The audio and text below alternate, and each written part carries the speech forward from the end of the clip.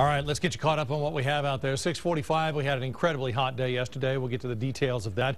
Had a couple of things out there in the Gulf, well, not in the Gulf, out in, well, I'm going to say the Caribbean, for just one, for simplification. Had a little system there that had moved onto land, so not a threat there. And then we had this system out here. Hurricane hunters flew into it.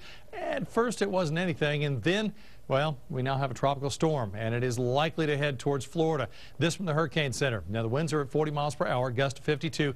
We will get an update on this here any minute now, but you can see the path goes to the west for a while, and then we'll turn north and head towards Florida. We see that as Wednesday, probably Wednesday evening into Thursday, that it'll start to take that northerly turn, and from there, well, it's just not going to do us any good if it heads that direction. We're at 81 degrees right now. Winds are calm. Humidity at 57%.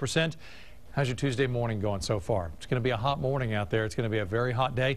We got to 107 yesterday, and that's after calling for 104. We're calling for 105 today. I hope that we can hold it to that because the old record was 106 back in 1923.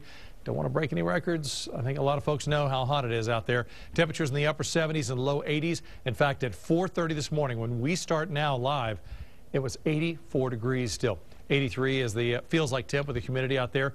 How about across the state? What if I told you it was even hotter to the north? In Waco, it's 88 degrees, 86 in Dallas. You got some 80s and upper 70s, even a 75 in Corpus Christi. Big ridge of high pressure keeping us hot and dry. Forecast models have picked up on a little bit of cloud cover, but nothing else. Next 48 hours, you can see there's just nothing that develops and moves our way. So 105 for the high today.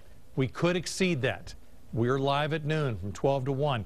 Double check because we have a very good idea as to where those temperatures are going to go, if they're going to be excessive or not in that time frame. In fact, yesterday we knew right at the end of our show when we got to 101 we were in trouble because we knew it was going to go past 104. 78 degrees for the overnight low. 7-day forecast temperatures likely to go to 105 today, 104 the next couple of days. How about into the weekend?